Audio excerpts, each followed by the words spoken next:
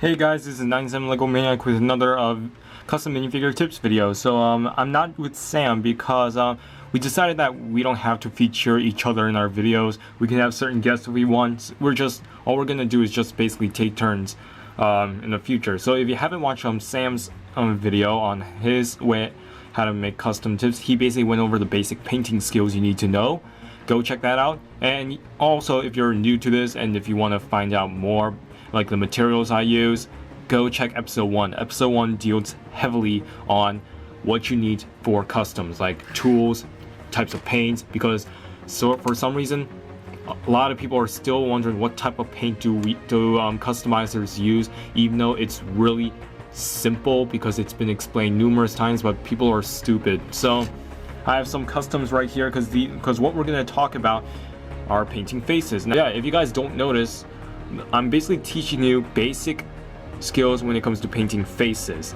Now, for helmets, those are going to be kind of different because even I still need to work on how to paint helmets, because when you're painting helmets, like on sculpted areas, the paint does not come as good. You can see like Kylo Ren's, the silver line are not that symmetrical. Even on Arkham Knight, I mean, there's some paint job that looks a little just weird. So maybe it's because I just have a bad silver paint and it's just getting old. But yeah, so painting faces, that's going to be our topic. To paint basic face, well, obviously you need like a blank minifigure head, and I still have a bunch of these left. So what you need is just a head, and I have the 3 tools up there. You need a toothpick, a bobby pin, and your brush. Now, bobby pins, they help a lot when it comes to customs, and I still have some paint left over on these bobby pins, but it shouldn't bother us too much. But just remember to clean your tools after, because if you don't clean your brush that well, the paint around it can harden and it's going to be extremely difficult to clean off. And once you like peel off all the paint off, then the brush would look kind of frail and it wouldn't really look that good. You can have like hair sticking out in like places, so it won't be as thin. But if that happens to you, just remember to buy some brush cleaner, because brush straightener, they do help a lot. Here's a brush cleaner restore. They do help, but that's not the topic for today. I actually knocked down my figures. So to paint basic faces, you basically need just 2 colors, and obviously that is black and white. So here's white. If you want to put this in a color spectrum here, you have black on one side. If I can find you have black on one side and white in the other. And the difference is, black is the softest paint and easier to use, while white is the hardest and it's just a rough paint. Because for black, it's more fluid and liquidy, so it's more fluid and liquidy, so you can easily dip your brush in even without water and paint it. But I still recommend using water, and I have water here like in this giant brush tub. Be sure to add a little bit of soap in your brush tub, and I'm gonna lift up my camera so you can see here. Just add a little soap, just that way the paint you can clean off the paint easily. And I just knocked out more minifigures. And white, for some reason, white is just very difficult to use. I honestly don't know why, like what type of, because I'm not sure why white is just so difficult. It's just thick and hard, while this is soft and easy. So it's like there's like a range like between the colors. The more lighter you get, I guess the more hard you use. Because it's just, I don't know why. So you can just like go off from the cap to paint, because that's what I usually do, because I think it's just a waste to like just waste paint on a palette or a piece of paper. You don't really need to do that unless if you're mixing colors. That's one thing. And I don't know if Sam wants to like teach you guys how to mix colors. I mean, really, it's not that bad unless you're a complete idiot who don't know how to paint in general. So here's what you basically need is a bobby pin. You don't need to apply water for this, but for some reason, if you you dab at the paint, and if you noticed, like if you don't get any paint at all, then probably the paint in there is kind of dry. So what you might need to do is put it back, the cap back, and just shake it up a little bit to like mix the paint, so that way you can get a nice set of paint ready to use. So you can dab that in, and just a little bit, and you can kind of see a little bit of black paint on it. And I'm gonna make this like really fast, and you basically need to like apply the dot on the minifigure. and that's how you make a good circle around the eye. Obviously this is too high. If you do not like how this turned out, what I recommend is either wait for this to dry and then scratch it off with a toothpick, but if you're really impatient, you use this, a Q-tip, and just like easily remove the paint. And remember to apply a little bit of water, because sometimes paint can leave a mark on your minifigure. Water helps to make sure every single paint drop is gone and you're good to go. So we're gonna do this again, just dab it. So let's say, yeah, so I made a dot, and the hardest part about painting minifigures is symmetry. You gotta make sure one side equals to another. That is always very, very difficult, especially if you're painting like legs or arms like what I have for Arkham Knight, or just faces, making sure the eyes are in like a right position for both sides. It's just difficult. And let's say oh, I screwed up, oh my goodness, you don't have to like erase from that eye. What you can do, you have another side over here that you can try out. So you can just easily go to the other side. Since I'm a righty, I would flip this upside down so that way it's easier for me to see.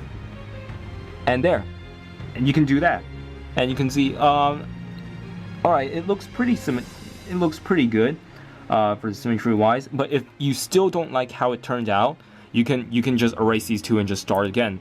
But keep the middle eye if you still like it. But for some reason, if you like this eye better than if you like the left side of the eye better than the right side, then you can just do it again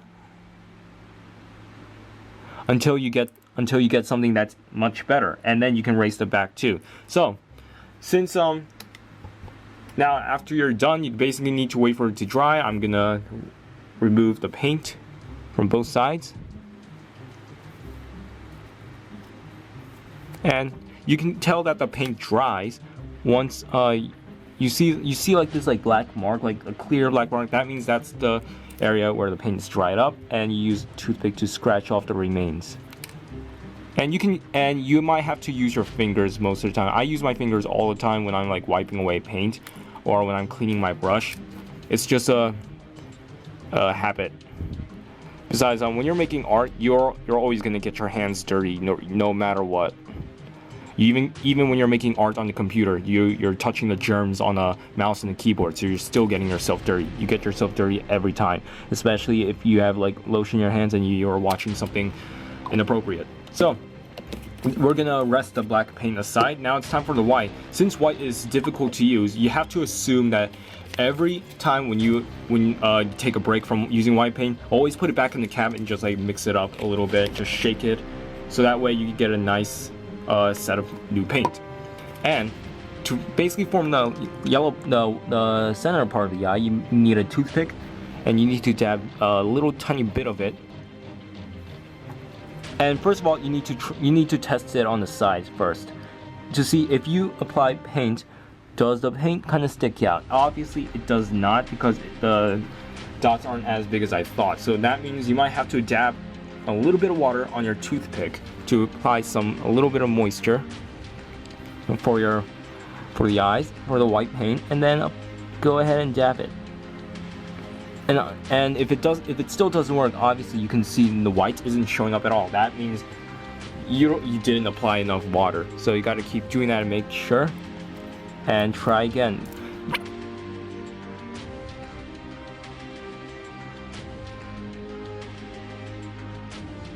So you can see the white paint on the left eye wasn't actually that bad, except for that little tiny blob here. But you can see this one is a problem, and what you can do to avoid that, since the white paint's kind of thick and not that bad to use, you can lightly scratch it off, move it to the side, and you can erase that, and you can apply a little bit of black paint for the eye, and then you can just like go ahead and do it again, assuming I still have the black paint. So yeah, so white is just very, very difficult, and most of you guys are gonna struggle painting faces using white paint. So let's assume the eyes look good. We're gonna go ahead and take black paint, our favorite paint to use, because it's so much nicer.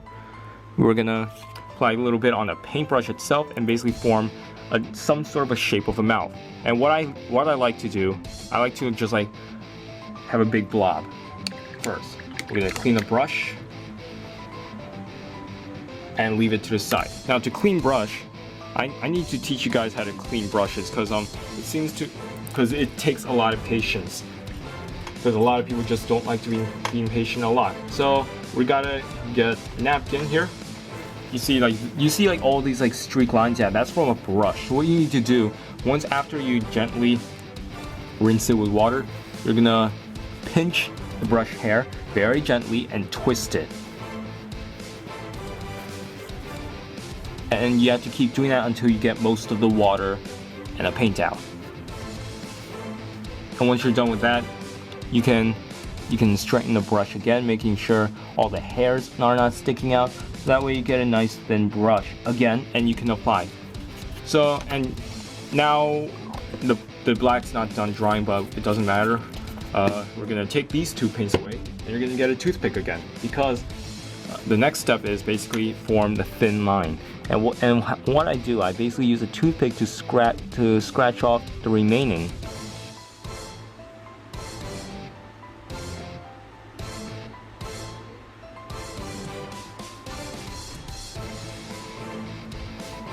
After that, then now you have a thin line for a face.